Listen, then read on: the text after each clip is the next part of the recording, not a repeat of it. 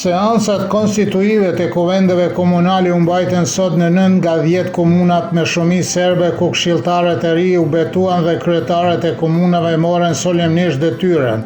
Lista serbe mori sot pushtetin e kryetarët e komunave shqiptar në 4 komuna në Verinë, Zveçan, Zubin Potok, Leposavić dhe Mitrovica të Veriut, dhe kryetarët e komunave nga lista serbe në komuna tjera me shumicë serbe, Graçanić, Shtrpës, Novo Brdo, Partesh dhe Ranilug morën pushtetin. Seanca konstituive në Klokot, ku fitoi lista serbe, do të caktohet më vonë. Siç raportuan gazetarët e Kosova Online, në ambientin e komunës së Zveçanit u gjet inventari dëmtuar. Në komunat në Veri pati një prani të shtuar të policisë dhe në Mitrovicën e Veriut këshilltarët u kërkuan policëve me rroba civile të largohen nga salla e kuvendit. Mbrëm flamuri i kishës u hoq nga kombanat në oborrin e kishës së shpalljes së Vrgjireshës, së bekuar dhe Shën Florës dhe larves në Lipjan, ku u vu re sot në mëngjes nga kleriku Jovica Mirić, i cili për Kosova Online tha se ata që hoqën flamurin e lënduan flamurin edhe pse nuk është flamur kombëtar i Serbisë. Heqja flamurit të kishës ortodokse serbe nga porta e kishës në Lipjan, pikërisht në ditën e kremtimit të lavdisë së tempullit, është vazhdimi i fushatës së përsekutimit të serbëve dhe përdhosjes së vendeve të shenjta serbe në Kosovë me qëllim për zhdukjen e tyre, than nga zyra për Kosovë dhe Metohi me këtë rast.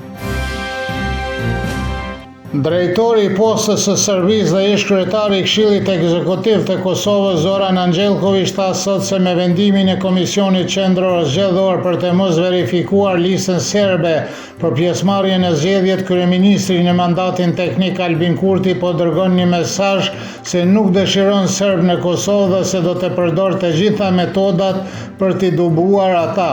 Ai vuri në dukje se përpjekjet për të ndaluar listën serbe të merr pjesë në zgjedhjet po ndodhen për 3. herë dhe ndaj Kurtit nuk do të merret asnjë sankcion për këtë dhe asnjë përfaqësues i Bashkimit Evropian nuk e thot hapur se nuk mund ta bëjë këtë.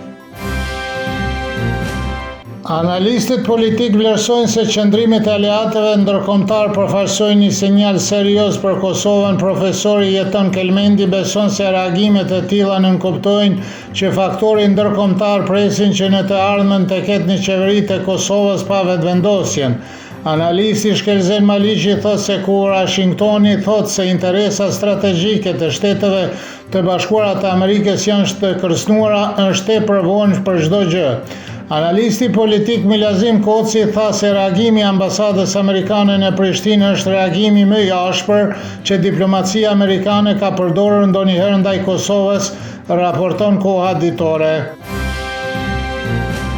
Eksperti i politikës së jashtme Edvard Joseph tha se asnjë qeveri e Kosovës nuk mund të përballojë të jetë armiqësore ndaj SBA-s, raporton Koha Ditore. Ai konfirmoi atë që tha për kryeministrin e Kosovës në mandatin teknik Albin Kurti në komunitetin e punëve të jashtme të Kongresit Amerikan. Të martën Joseph mori pjesë në një diskutim në komunitetin e punëve të jashtme të dhomave të përfaqësuesve dhe tha se Departamenti i Shtetit e sheh kryeministrin e Kosovës Kurti si një pengesë.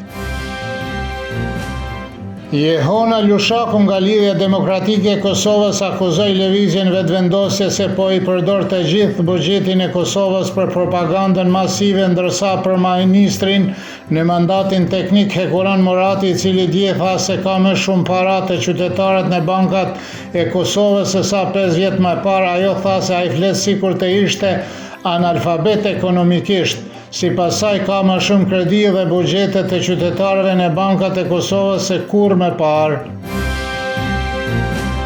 Komisioni Qendror Zgjedhor njoftoi se periudha 2 javore aplikimit për akreditimin e vëzhguesve dhe mediave për të monitoruar zgjedhjet e parakohshme të 28 dhjetorit filloi sot. Subjektet politike, vëzhguesit dhe mediat e certifikuara mund të dorëzojnë aplikimet për akreditimin përmes internetit. Ju kujtojmë se Kosova Online, pavarësisht vendimit të panelit zgjedhor për ankesa dhe parashtresa, nuk mori akreditimin e Komisionit Qendror Zgjedhor për monitorimin e zgjedhjeve lokale.